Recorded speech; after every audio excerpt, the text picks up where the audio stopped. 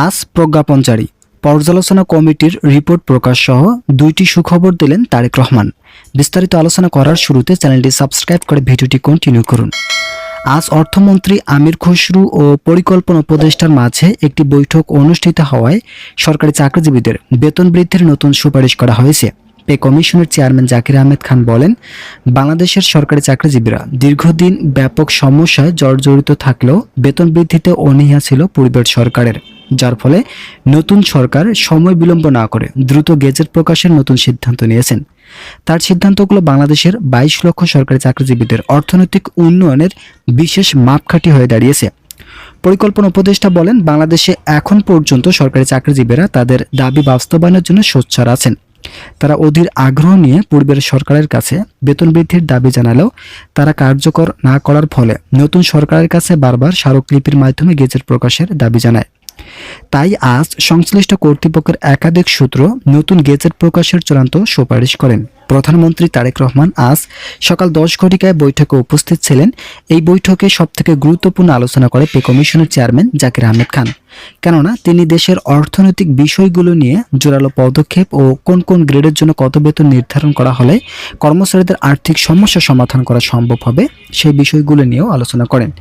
এছাড়া পূর্ণাঙ্গ তালিকা প্রস্তুতের জন্য মন্ত্রণালয় কর্তৃপক্ষ থেকে ব্যাপক সাড়া উঠে এসেছে। যারা এখনও চ্যানেলটি সাবস্ক্রাইব করেনি তারা অবশ্যই সাবস্ক্রাইব করুন। প্রধানমন্ত্রী বলেন, আমরা শুধুমাত্র সরকারি চাকরিজীবীদের সরকার নই, আমরা অবশ্যই সাধারণ জনগণ থেকে শুরু করে সকল সেক্টরের আর্থিক উন্নয়ন নিয়ে কাজ করে যাচ্ছি। যেহেতু বর্তমান কিছুটা বাজেট সংকটময় পরিস্থিতি বিরাজমান থাকায় গেজেট প্রকাশে অনীহা সৃষ্টি হয়েছে, তবে অর্থমন্ত্রীর চূড়ান্ত নির্দেশক্রমে বাজেট সংস্কার করার মাধ্যমে কার্যকর হলো নবম জাতীয় বেতন স্কেল। একই সঙ্গে গ্রেড ভিত্তিক নতুন যে তালিকা প্রস্তুত করা হয়েছে সেখানে সরকারি চাকরিজীবীদের বেতন ও অন্যান্য সুযোগ সুবিধাগুলো নিয়ে আলোচনা করা হয়। একই সঙ্গে আজকের বৈঠকে পে কমিশন সহ বিভিন্ন ঊর্ধ্বতন কর্মকর্তা উপস্থিত থাকায় তারা বিশেষ কয়েকটি পদক্ষেপের কথা জানায়। তাদের ভাষ্য মতো অবশ্যই সরকারি চাকরিজীবীদেরকে নবম জাতীয় বেতনের আওতায় আনার পাশাপাশি বাড়ি ভাড়া, চিকিৎসা ভাতা সহ অন্যান্য ভাতা সংযোজন করতে হবে। যদিও আংশিকভাবে প্রাথমিক দিকে বেতন বৃদ্ধির সুপারিশ করা হয়েছে, তবে এই ভাতাগুলো প্রথম দিক থেকে সংস্কার করা বাধ্যতামূলক।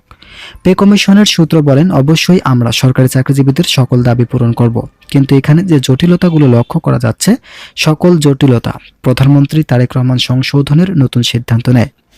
তার এই সিদ্ধান্তগুলো এমনভাবে তৈরি করা হয়েছে যাতে পরবর্তীতে নবম জাতীয় বেতন স্কেল বাস্তবায়ন হওয়ার পর সমস্যা তৈরি না হয়, যার ফলে আজ সচিবদের মতামতকে খুবই গুরুত্ব সহকারে দেখছেন তারেক রহমান। শেষ পর্যন্ত সচিবরা যখন চূড়ান্ত অনুমোদন নিয়ে আলোচনা করেন তখন থেকে বেতন বৃদ্ধির ব্যাপক ইতিবাচক সাড়া আসে। আপনারা যারা এখনো চ্যানেলটি সাবস্ক্রাইব করেনি তারা অবশ্যই সাবস্ক্রাইব করুন। ইতিমধ্যে তারেক রহমান দুটি সুখবর জানিয়েছেন। প্রথম সুখবর, সিলেকশন গ্রেড ও টাইম স্কেল পুনরায় চালু করার লক্ষ্যে আদালত থেকে সম্মতি জ্ঞাপন করা হয়েছে। ইতিমধ্যে এই বিষয়টির চূড়ান্ত অনুমোদন পাওয়ায় নতুন বেতন স্কেলে সরাসরি উল্লেখ করা থাকবে। বিশেষ করে নতুন যে খসড়া উপস্থাপন করতে যাচ্ছে পে কমিশন, সেখানে সিলেকশন গ্রেড ও টাইম স্কেল পুনরায় চালু করার চূড়ান্ত সুপারিশ করা হয়। যারা নিম্ন গ্রেডের কর্মচারী আছেন তাদের জন্য এই দুইটি ভাতা অত্যন্ত গুরুত্বপূর্ণ থাকায় মন্ত্রণালয় কর্তৃপক্ষ দ্রুত এটি সমাধানের চূড়ান্ত সুপারিশ করেন।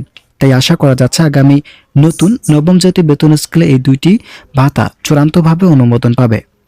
দ্বিতীয় সুখবর, নাম অপ্রকাশিত রাখা শর্তে একজন ঊর্ধ্বতন কর্মকর্তা বলেন, বাংলাদেশের অর্থনৈতিক অবস্থা বিবেচনায় নিয়ে অবসরকালীন সুযোগ সুবিধা 45% থেকে উন্নীত করে সরাসরি 85% পর্যন্ত বৃদ্ধির সুপারিশ আসে।